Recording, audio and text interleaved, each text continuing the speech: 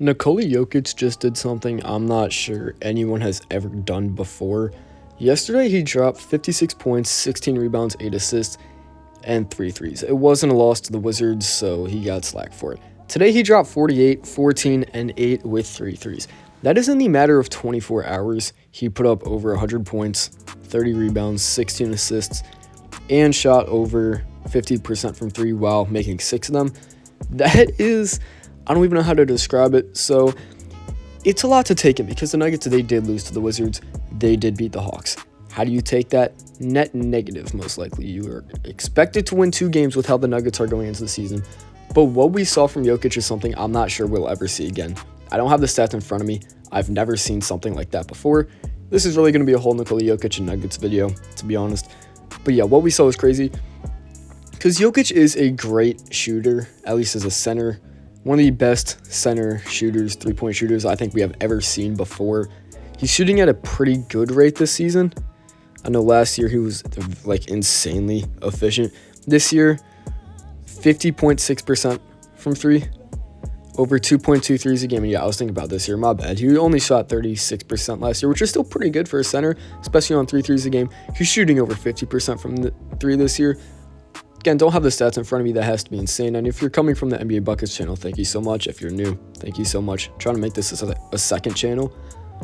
But yeah, what Nikola Jokic just did is legendary. I'm not sure if, we'll ever see in back-to-back days a combination like that again, especially from a center. I mean, he had 4 combined steals. And he did all that in 35 minutes against the Hawks, 39 against the Wizards, again, over 100 points, 30 rebounds, 16 assists, and 6 threes, all in 6 for 11 from deep. And Nikola Jokic has been having an insane season. Now, does this deserve MVP is a very different question. The dude's averaging 31.4, 13.6, and 10.3, 56% from the field, 50% from 3, really if you round it up, 51%, 80% from the free throw line.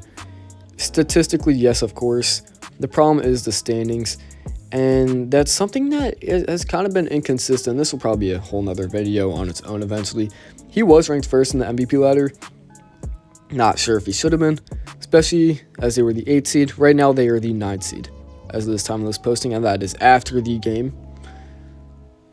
They are tied for 7th. At the same time, you're in a play-in, and you have guys like Shea, 1st seed, Luka, 2nd seed, multiple games above them.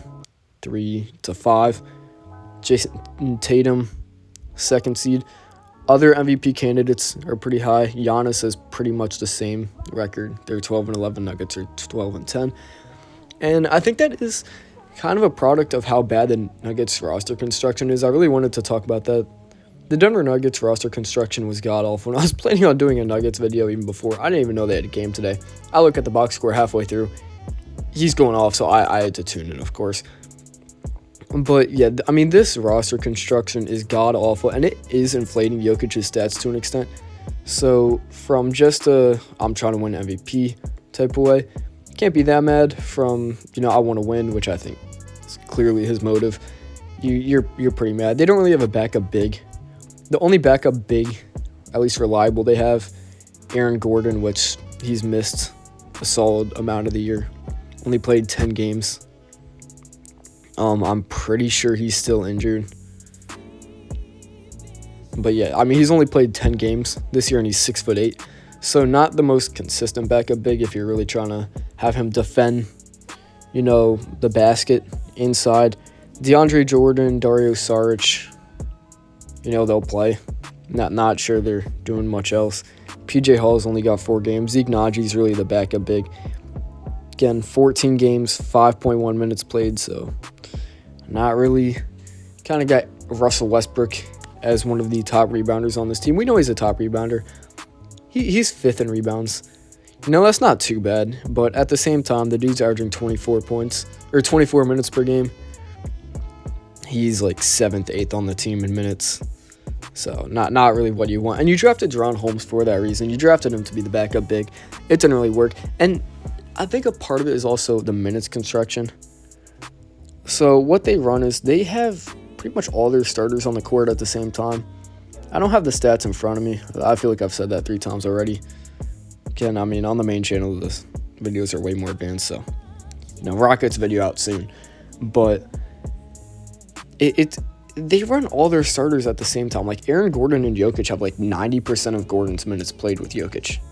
I know it works well. Gordon in the dunker spot, Jokic, I know they're both bigs, but it does work well. I'm sure the plus-minus minutes are great.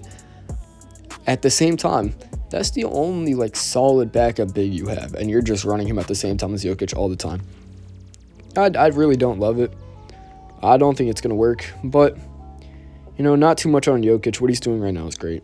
So I'm really not trying to make this a negative video at all because, I know they did lose to the Wizards, and that should not help his MVP because we saw what happened to Luka last year. He was eliminated for being the 5th seed for winning 50 games. Right now, the Nuggets are not on a 50-win pace. I'm not sure what they're at, but I can guarantee you it's not 50. They've won 20 or 12 games out of 22. I'll do the math right now. And yeah, my bad. Hold up. I'll do the math right now. And it's 45-win pace. So, that's not cutting it. Especially as a 9 seed as a playing team. There's no shot that wins. But, Jokic has just been great. 100 points in 24 hours. That is historic. When you're thinking that, you're thinking of James Harden. You're thinking of, I know De'Aaron Fox did it recently. You're thinking of Kobe. You're thinking of Wilt. Well, Nikola Jokic just had a 56-pointer in a loss. Came back the next day, put up 48. And averaging a triple-double. Again, even Luka didn't do that last year. And Luka had one of the greatest statistical seasons of all time. He was pretty close. But 31, really if you're rounding up, 14 and 10. And against the Hawks, he had a plus 25, plus minus. They won by 30, but plus 25, plus minus. Against the Wizards, I'm not sure what his plus minus was, but it was really every time he stepped off the floor, something bad was happening. I remember in the fourth quarter, there was one specific line from the commentators. I was like, we found out how to stop Nikola Jokic. It's for him to sit on the bench. And yeah, he was a -1 in a game where they lost by 9. He didn't play a stretch in the fourth. They lost the fourth. So it was really just, they were capitalizing on the non-Jokic minutes. Even in the Jokic minutes, they made a huge run in the third.